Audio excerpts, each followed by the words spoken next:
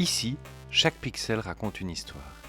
Bienvenue dans CD Rétro, le podcast qui replonge au cœur des légendes du jeu vidéo.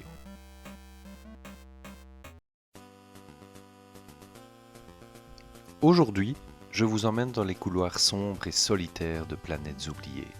Et je vous parle d'une saga mythique, la saga Metroid. Dans cet épisode, je commence par ses origines sur Nintendo NES. Et puis, on explore sa suite, devenue indispensable. Metroid 2 sur Game Boy. Et enfin, son opus légendaire sur Super Nintendo, l'incontournable Super Metroid.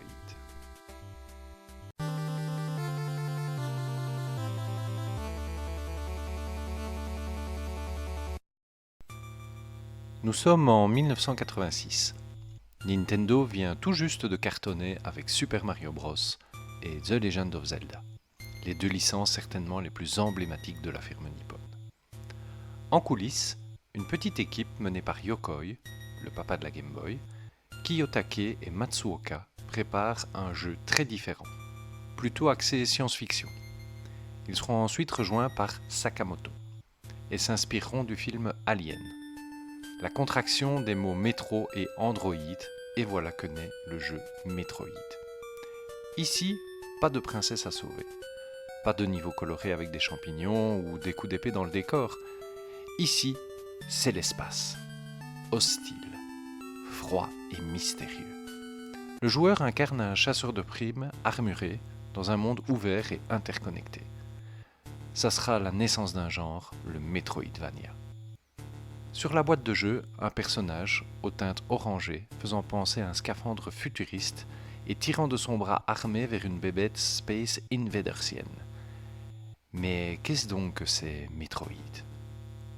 Les Metroid sont créés par une ancienne race extraterrestre à tête d'oiseau, les Chozo. Ils ont conçu les Metroid sur la planète SR-388 pour combattre une autre menace, les Parasites X. Les Metroid sont donc des organismes vivants, semi-gélatineux faisant penser à des méduses, laissant entrevoir 3 noyaux internes. Ils sont capables de voler et de se fixer sur leur proie pour absorber leur énergie et allant même jusqu'à leur vie. The challenge is Metroid. The power is Nintendo. Defend the planet Zebus against the evil Mother Brain. It's survival or destruction. Do battle or die. Metroid only from Nintendo. Dès les premières secondes, Metroid impose son ambiance. Un texte d'ordre urgent de la Galaxy Federal Police s'affiche. Vous devez vaincre les Metroid de la planète Zebes et détruire Mother Brain. On commence tout de suite, sans aucun tutoriel ni aucune carte. Si vous souhaitez avoir une mise en contexte, il va falloir consulter le manuel papier du jeu. C'est comme ça qu'on faisait avec les jeux Wii Bytes. On y parle de la Fédération Galactique et de leurs ennemis, les pirates de l'espace. Ces derniers ont capturé des Metroïdes afin d'en faire une arme redoutable et anéantir la Fédération Galactique. Il n'y a donc plus le choix.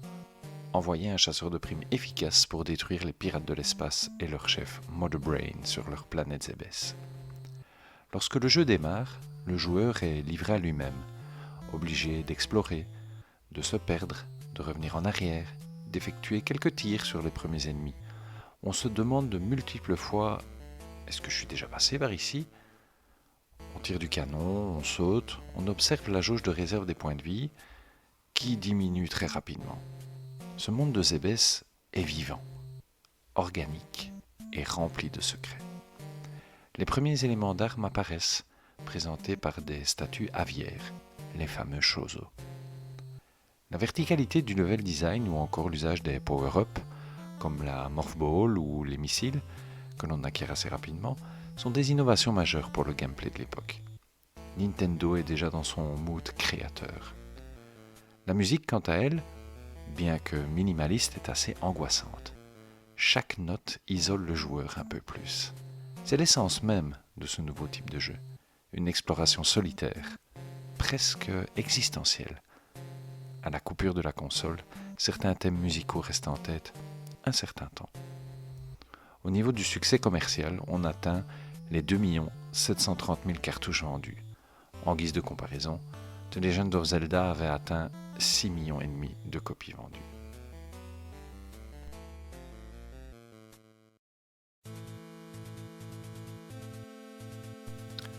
Malgré une difficulté croissante, les plus acharnés arriveront peut-être au twist, à la surprise. À la toute fin du jeu, en fonction du temps que vous avez mis, Samus enlève son casque et la surprise. Samus Aran est une femme. Un choc pour 1986. Le premier personnage féminin jouable dans un jeu d'action, révélé sans annonce ni marketing préalable, complètement impensable aujourd'hui. Une héroïne futuriste, une chasseuse de primes écrivant le début de ses prouesses. Un moment culte dans toute l'histoire du jeu vidéo.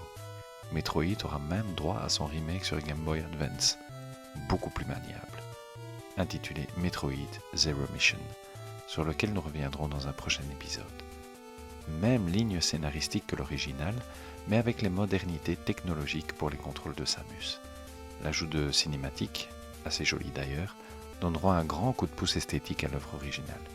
Une autre transposition plus fidèle sera le Classic NES Series, toujours sur Game Boy Advance, permettant à une autre génération de joueurs de découvrir les origines de Samus Aran dans sa toute première aventure vidéoludique.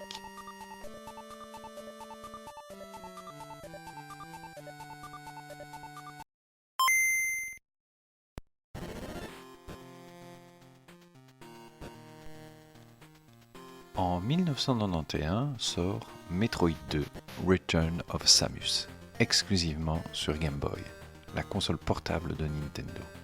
La petite cartouche grise dévoile une armure plus poussée graphiquement parlant, démontrant un arsenal très poussé de Samus. Tu es en danger de mort. Une créature Metroid a survécu à l'aventure originale Metroid et se reproduit rapidement. Tu dois aider Samus à sauver l'univers une fois de plus. Metroid 2 te donne plus de pouvoir et des armes encore plus puissantes pour trouver ce monde infernal où des centaines d'étranges créatures ennemies se cachent. Détruis-les ou elles te détruiront. Metroid 2, seulement avec Game Boy. L'avenir du monde est dans tes mains. Metroid 2 est graphiquement limité, mais très riche en idées. Ce deuxième épisode commence là où le premier s'est arrêté. Cette fois, la chasseuse de primes explore la planète SR388, la planète d'origine des Metroid, avec pour objectif d'éradiquer l'espèce. Consulter le manuel du jeu est une première immersion. On parcourt la liste des améliorations, l'histoire de la planète SR388 et même la liste des ennemis est présente, ce qui donne un aspect documentaire très riche pour le joueur. Il y a donc 40 bébés Metroid à trouver et à éliminer. Un compteur est présent en bas à droite de l'image pour nous rappeler combien il en reste, mais toujours sans carte. Cet épisode est plus linéaire, mais son côté narratif contribue au succès de la cartouche. On voit l'évolution des Metroid, qu'elles soient larvales, alpha ou oméga. Et surtout, pour la première fois, nous avons droit au système de sauvegarde, système qui devient vital sur une machine portable, en rappelant que la durée de vie des piles est limitée. Le noir et blanc de la Game Boy sur fond verdâtre renforce l'atmosphère pesante, presque tragique du jeu. Quelle peur et quelle angoisse lorsqu'on tombe sur un cocon vide, nous donnant l'information qu'il y a à coup sûr un Metroid dans cette salle. C'est dans celui-ci que naît le lien maternel entre Samus et le dernier bébé Metroid, qui épargne l'héroïne à la fin du jeu, pour ceux qui y arriveront bien entendu, à condition d'éliminer la reine des Metroid.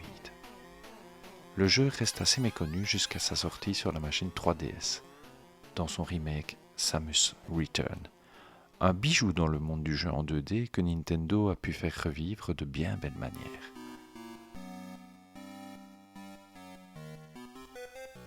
Encore une fois, une nouvelle communauté de joueurs des années 2010 pourra découvrir la chasseuse de primes et la saga Metroid, cette saga qui traverse les âges.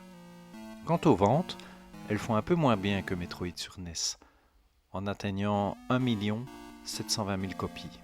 En comparaison, Link's Awakening, le Zelda de la Game Boy, fait un peu plus du double de ventes.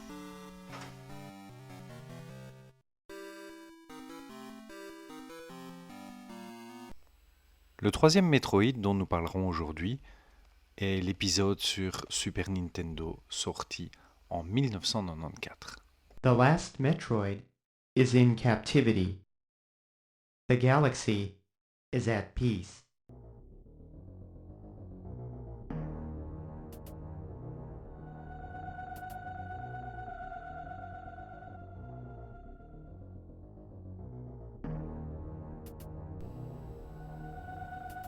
Après SR 388, l'histoire aurait pu s'arrêter là. Mais quelques années plus tard, un signal d'alerte traverse la galaxie. Nous sommes en l'an 20X5 et Samus Aran se rend sur la station spatiale Ceres pour livrer le dernier Metroid survivant. Une larve qui, étrangement, semble la reconnaître. Et voici le texte d'intro du jeu. J'ai combattu les Metroïdes pour la première fois sur Zebes. C'est là que j'ai déjoué les plans du chef des pirates de l'espace, Mother Brain, qui voulait utiliser ces créatures pour attaquer la civilisation galactique.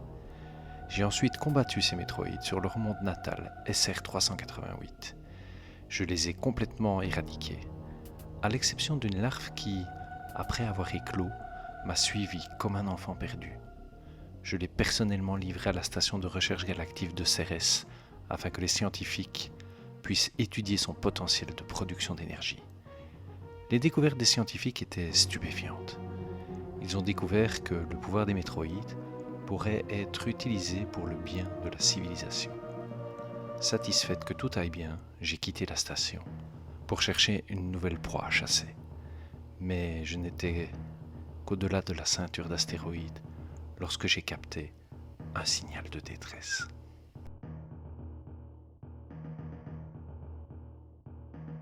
Ces Super Metroid de Nintendo, nous avons voulu nous assurer qu'il s'agissait bien de la plus intense des bagarres de Metroid. Nous avons donc décidé de mettre Brutus à l'épreuve. Prêt, mon chien? Brutus doit affronter 24 mecs d'un univers d'armes et d'êtres bizarroïdes. Le plus impressionnant jeu de Nintendo. Mais c'est d'un bon chien, il est capable d'en prendre. Voyons comment il s'en est tiré. Approuvé! Super Metroid, uniquement sur Super NES. Système et jeux vendus séparément.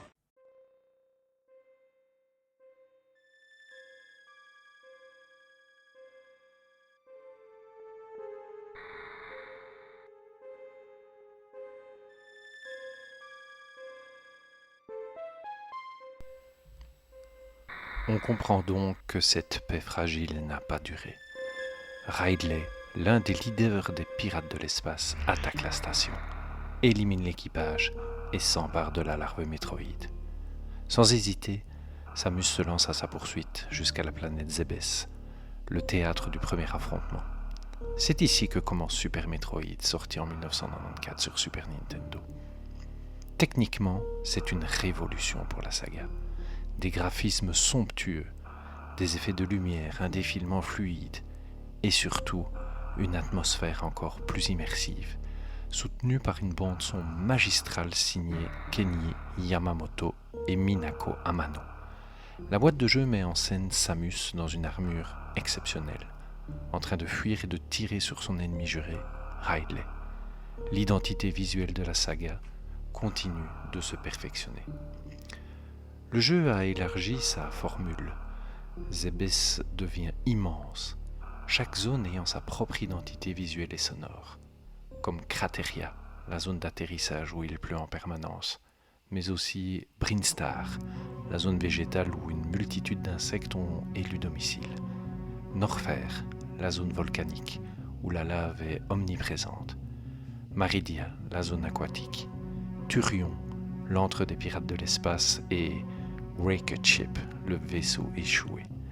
Chaque zone raconte une histoire, sans un seul mot. Les sous-sols de Zebes ne manquent pas d'offrir un décor angoissant, coloré mais sombre, terrain accidenté et futuriste, le tout relié par des ascenseurs désormais iconiques dans Metroid.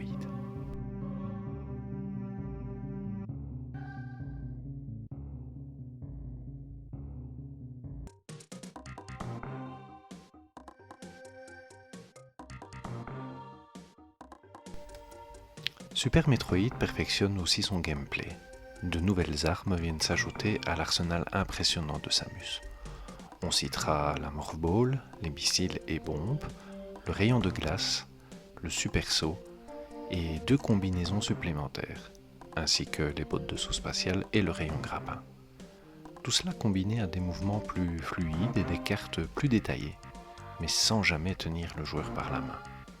La liberté d'exploration devient totale, avec ce sentiment constant d'isolement. Et puis il y a des moments où on comprend que quelque chose d'énorme se prépare. Après avoir traqué Riley et les autres chefs des pirates de l'espace, Samus retrouve enfin la larve Metroid. Mais celle-ci est devenue gigantesque. Au moment où Mother Brain s'apprête à achever Samus, la créature se sacrifie pour sauver celle qu'elle considère comme sa mère. Une scène muette mais bouleversante, gravée dans la mémoire de toute une génération de joueurs.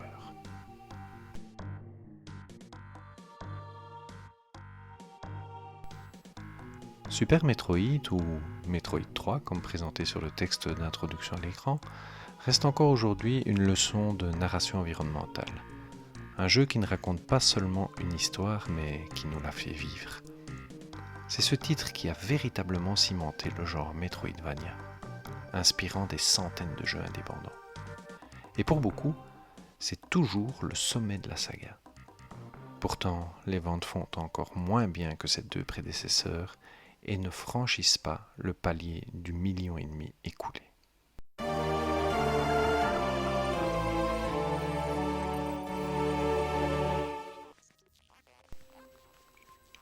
Avec ses 3 premiers épisodes, Metroid pose les bases d'une saga unique, saluée par la communauté des gamers. Ambiance solitaire, narration implicite, exploration poussée, de nombreux level-up et une licence qui pose ses bases. Même si les ventes n'ont pas atteint les succès commerciaux de Mario et Zelda, mais ce n'est qu'un début. Dans un prochain épisode, nous traiterons la seconde branche de la saga Metroid, à savoir les Metroid Prime, dont les 2 premiers opus ont écrit les plus belles lignes de gameplay sur la Nintendo GameCube. Alors qu'en 2025 est annoncé un 4e épisode sur les 2 consoles de Nintendo du moment, à savoir la Nintendo Switch et sa descendante, la Nintendo Switch 2. Nous parcourrons aussi ces 2 réussites sur Game Boy Advance, à savoir Metroid Fusion et Metroid Zero Mission.